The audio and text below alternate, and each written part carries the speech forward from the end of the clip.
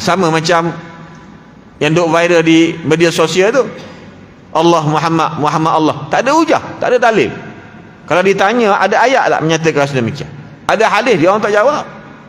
Dia orang boleh membaca beberapa ayat tapi maknanya lain. Nampak tuan-tuan. Jadi hati-hati dengan fitnah akhir zaman. Dia benda tu banyak kali dah berlaku tapi berulang-ulang. Ya, sebab tersebar di media sosial. Media sosial ni sangat mencabar. Kita mungkin boleh jaga diri kita, anak-anak kita di rumah yang melayari YouTube, yang melayari apa-apa yang pelik-pelik tuan-tuan, yang di atas nama agama. Jadi cabaran itu sangat besar. Ya. Maka wajib dipercayai bahawasanya Allah Ta'ala itu Maha Esa. Maha Esa maknanya tidak ada sekutu bagi Allah Subhanahu Wa Ta'ala. Itu dia.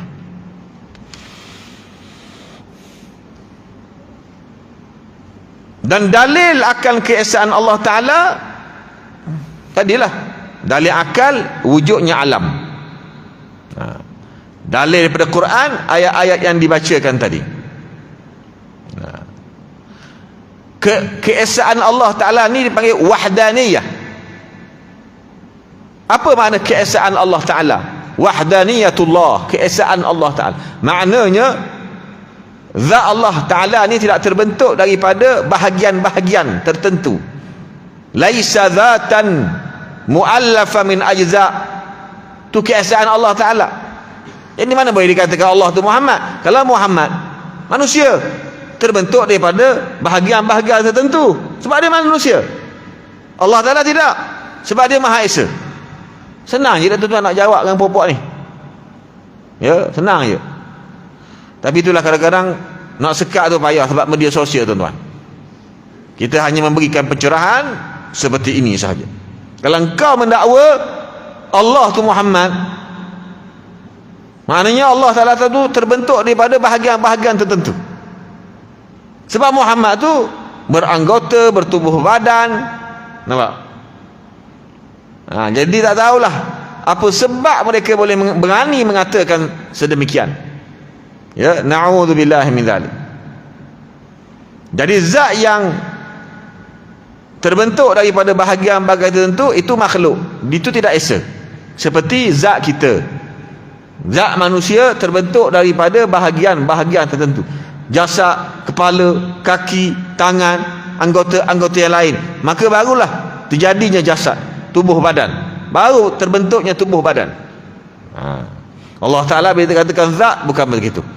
Sebab zat Allah Ta'ala laisa mu'allafan min ajza', bukanlah terbentuk daripada bahagian-bahagian tertentu. Wala yujad zat mith zatihi, tak ada zat sama macam zat Allah Ta'ala. Tidak ada. Makhluk ada zat dia, tapi tak sama dengan zat Allah Ta'ala.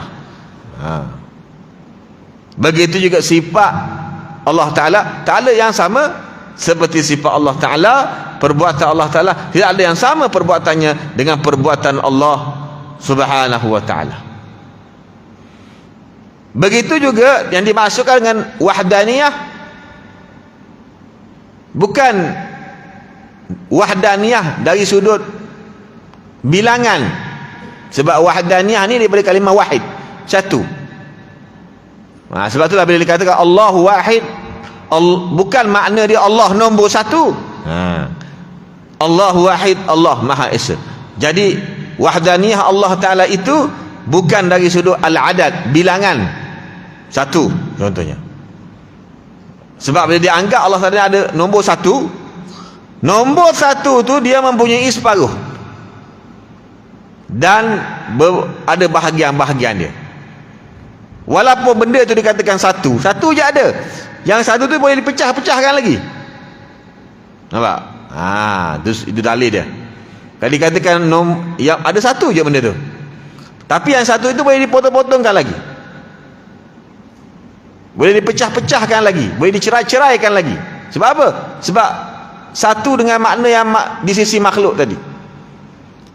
Manakala bila dikatakan kepada Allah Ta'ala, tak boleh dianggap bilangan satu, tetapi Maha Esa. Itu paling tepat. Ya, itu istilah-istilah seperti ini perlu kita tahu melalui pengajian, tuan-tuan. Ya.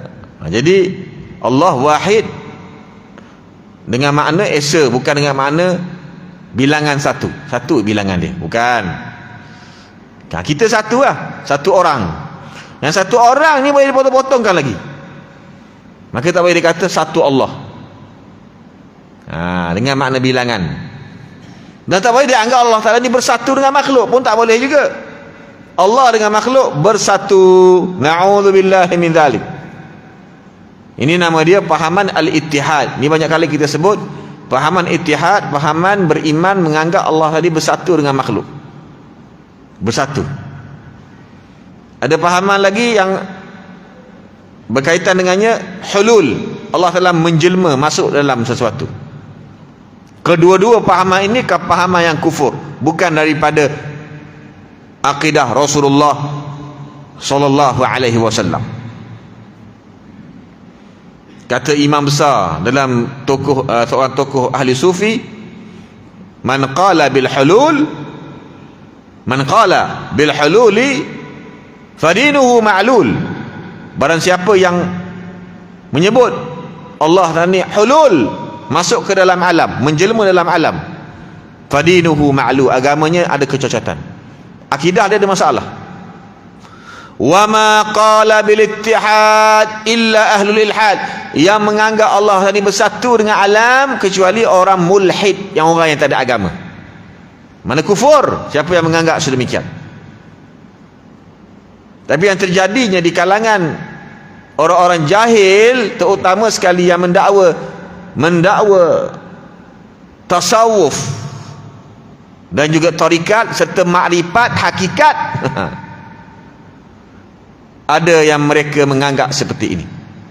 Di sisi mereka hakikat, makrifat, tasawuf, tarikat, Allah dah dengan alam ni sudah bersatu. Maka mereka akan menafsirkan ayat-ayat Al-Quran mengikut hawa nafsu mereka, seperti mereka menafsirkan surah Al-Ikhlas, qul huwallahu ahad. Di sisi mereka, katakanlah wahai Muhammad, Allahu ahad, Allah dengan Muhammad bersatu. Lalu mereka mendakwa inilah penafsiran ahli sufi, ini bidang tasawuf, ini bidang hakikat makrifat. Ini bukan tafsir ahli sufi, ini bukan tafsir ahli tarikat hakikat makrifat, ini tafsiran ahli jahal, orang jahil. Bahkan sudut akidah pun bertentangan dengan akidah Nabi, sebab dia mendakwa dalam ayat itu membawa maksud Allah dengan Muhammad bersatu. Bila disebut Allah, maknanya Muhammad. Bila disebut Muhammad, maknanya Allah. Dia ada sama-sama pula macam ajaran sesat yang diviralkan di media sosial itu. Ada penyamaan pula. Sebab itu daripada syaitan. Dia mengimajinasikan, membayangkan Allah Subhanahu wa ta'ala. Ini masalahnya, tuan-tuan, bila membeza-bezakan penafsiran. Buat aja pelik-pelik sikit, penafsiran pelik, lalu dia kata ini penafsiran ahli sufi. Di sisi ulama tasawuf, ataupun di sisi ahli sufi, di sisi ahli tarikat, ini penafsiran dia, iaitu Allah dengan Muhammad bersatu. Itu penafsiran di sisi ahli tasawuf, ahli tarikat. Sebenarnya tidak, itu penafsiran yang membawa kepada kekufuran. Takkanlah ahli tasawuf, ahli sufi menganggap Allah dengan Muhammad di bersatu. Takkanlah Imam Junaid, ulama besar dalam bidang tasawuf, waliullah di Iraq, Imam Junaid, imam-imam tasawuf, bidang tasawuf yang hebat-hebat, Imam Ar-Rifai, Imam Abdul Qadir Al-Jilani, Imam Syah Naqsyabandi, Imam Ahmad Al-Badawi dan selainnya daripada tokoh-tokoh ahli tasawuf, takkanlah mereka menganggap Allah dengan Muhammad itu bersatu berdasarkan surah Ikhlas tadi, qul huwallahu ahad. Tiba-tiba datang pahaman ajaran-ajaran sesat ini, kumpulan-kumpulan sesat ini, mereka membaca ayat tadi, qul huwallahu ahad, maknanya katakanlah wahai Muhammad, Allah dengan Muhammad itu ahad, bersatu. Lalu mereka menyebut itulah penafsiran ahli sufi, itu bidang tasawuf, itu bidang tarikat, itu bidang hakikat, itu bidang makrifat. Bukan, itu dah tersasar daripada kebenaran. Itu bukan tafsir ahli tasawuf, bukan tafsir ahli sufi, itu tafsir ahli jahal. Na'udzubillahi min dzalik. Ini boleh mengelirukan lagi anak-anak orang Islam sehingga menganggap Allah dengan Muhammad itu boleh bersatu berdasarkan surah Al-Ikhlas. Ya, semoga kita dijauhi daripada pahaman songsang yang menyeleweng ini.